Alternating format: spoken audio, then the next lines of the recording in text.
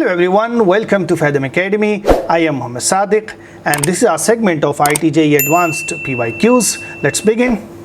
आज का हमारा क्वेश्चन है, ये हमें दिया हुआ है, अगेन IIT-JEE 2006 से ही है.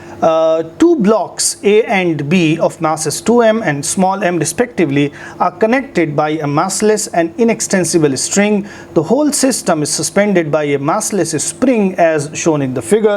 The magnitudes of acceleration of A and B immediately after the string is cut are respectively. Okay, so ये एक simple conceptual question है, tricky भी हो सकता है.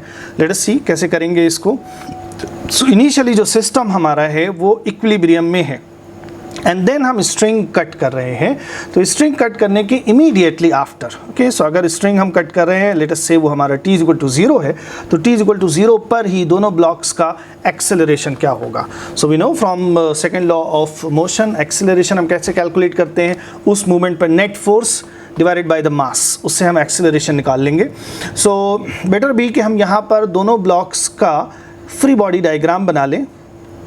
ए का फ्री बॉडी डायग्राम क्या हो जाएगा, इसका अपना वेट, इसका मास जो है, मास हमें ध्यान रखना है क्या क्या है, मास 2m है, सो इसका वेट हो जाएगा 2mg एंड ऊपर से ये स्प्रिंग फोर्स लग रहा है. Okay, let's call this kxx और k की अलग से ज़रूरत नहीं है, so simply write it fs.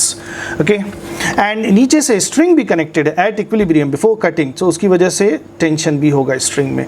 ये a का डायग्राम है एंड इसी तरह से B का फ्री बॉडी डायग्राम क्या हो जाएगा, इसका मास m है तो इसका वेट हो जाएगा mg एंड ऊपर स्ट्रिंग है, सो ये हो जाएगा टेंशन. सेम स्ट्रिंग से एन बी कनेक्टेड है, सो टेंशन जो है दोनों के लिए हम सेम यूज़ कर रहे हैं. नाउ ए इक्विलिब्रियम में है, सो हम यहाँ पे क्या लिख सकते हैं, spring force is equal to tension plus 2mg. ये ए के लिए इक्वेशन हो गया एंड बी के लिए अगर हम देखें so T is equal to क्या आ गया, mg आ गया.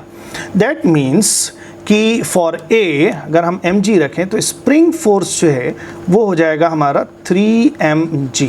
ओके, स्प्रिंग फोर्स 3mg है और B पर जो टेंशन लग रहा है वो mg है. नाउ स्ट्रिंग जैसे ही हम कट करेंगे टेंशन फौरन 0 हो जाएगा.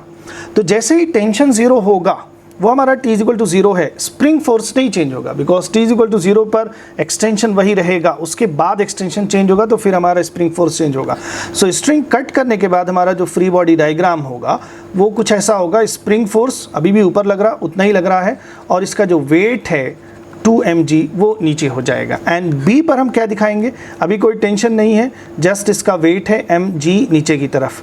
सो ये हो गए forces after cutting the string. And since अब ये जो B है ये क्या है, ये इस पर एक ही फोर्स लग रहा है, ये नीचे जाएगा, सो इसका एक्सेलरेशन क्या हो जाएगा, B का एक्सेलरेशन फोर्स mg है डिवाइडेड बाय B का mass which is you can see m दिया हुआ है, so mg divided by m will be simply g हो जाएगा. ओके, और ए के लिए हम देख सकते हैं कि ऊपर स्प्रिंग फोर्स है which is 3mg and downward में उसका वेट 2mg है. सो अब यहाँ पर जो नेट फोर्स आ जाएगा वो हो जाएगा spring force that is 3mg minus 2mg. ये हुआ हमारा net force and net force divided by mass of A which is 2m. Okay, so ये हो जाएगा 3mg minus 2mg is mg divided by 2m is g by 2. Okay, so a का जो acceleration होगा वो g बाई 2 होगा और b का एक्सेलरेशन जो होगा वो g होगा. एंड ऑफ कोर्स एक बात और हमें यहाँ पे मेंशन करनी चाहिए कि ये जो एक्सेलरेशंस होंगे इनकी डायरेक्शन क्या होगी. सो b का एक्सेलरेशन डाउनवर्ड होगा और a का एक्सेलरेशन जो होगा वो अपवर्ड होगा because spring force is more than the weight of block a. Okay, so ये हो जाएंगे हमारे answers. Let us see what is the option. So a and b का हमें एक्सेलरेशन निकालना है. सो a का acceleration g by 2 and b का एक्सेलरेशन g है. ओके, सो ये हो जाएगा हमारा आंसर B इस तरह से. So this was the question. See you next time with another question. Thank you.